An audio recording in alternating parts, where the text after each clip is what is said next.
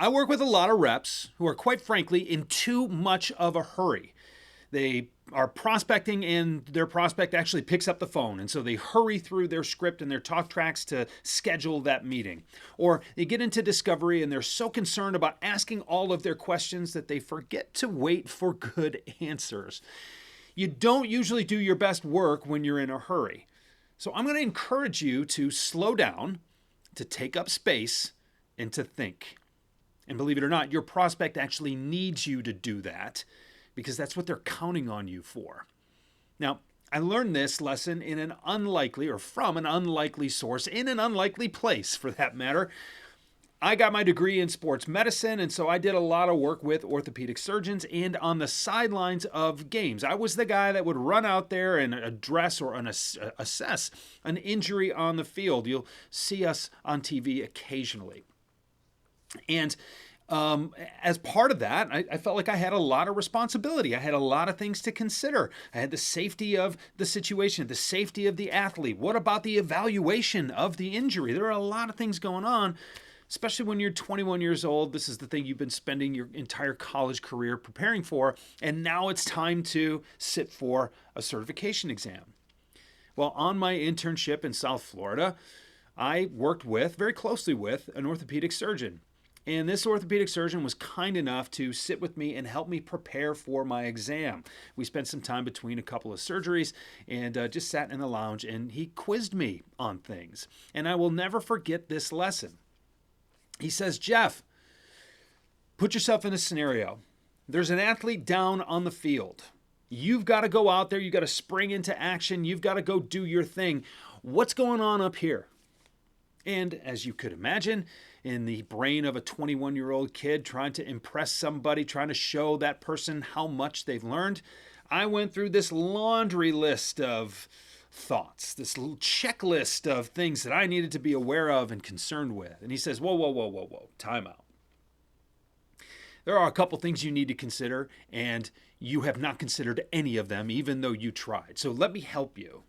He says, first and foremost, you have to identify, is this a life-threatening situation?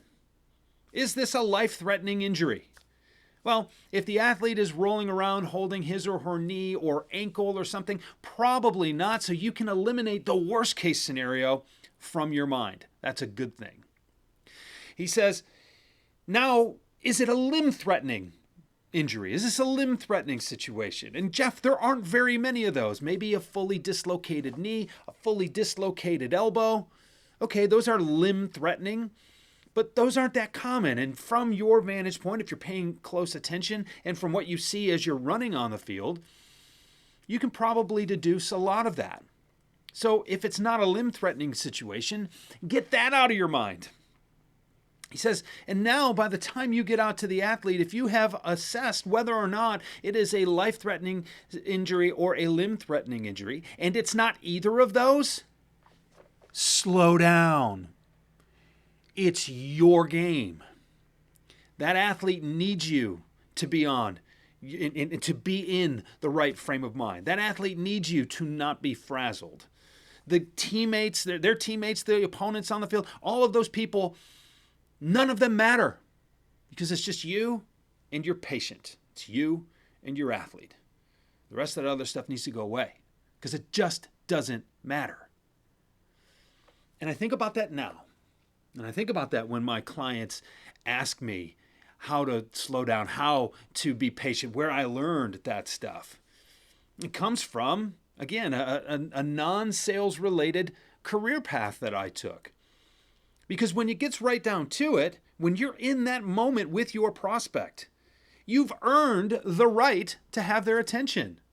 Don't throw it away because you're worried about what other people are going to think, because you're worried about all the things that you have to do. This is where it's important for you to be present. Make sure your head is where your feet are. Make sure that you are continuing to earn that attention. It's not some finite thing that is just going to expire. You've got 30 seconds whether you like it or not. No. Use those 30 seconds that they give you to earn 30 more. To earn 30 more. Maybe to earn 15 minutes or 30 minutes next week so you can earn even more of that attention.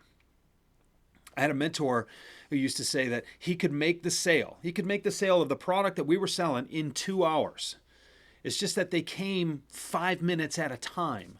So there were a lot of little interactions, but every 5 minutes was an opportunity to earn 5 more minutes. When you think about the time that your prospect gives you in terms of what you've earned instead of in terms of what you could throw away or what you could waste, all of a sudden there's a mindset shift there. And you need to recognize that your prospect is giving you a platform. It's your job to earn it, and then it is your job to help them understand that you deserve more of that platform. If you don't believe you deserve the time that you've been given, why on earth would your prospect? And what about hurrying through your talking points suggests that you deserve the opportunity to deliver them?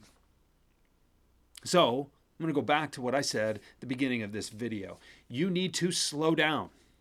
You need to take up space, and you need to be able to think. You've earned the right, you deserve that time, and your prospect needs you to do your very best work. You don't do your very best work when you're in a hurry, and I would just question why you feel like you need to be in a rush all the time. Slow down, take up space, think. You'll sell better because of it.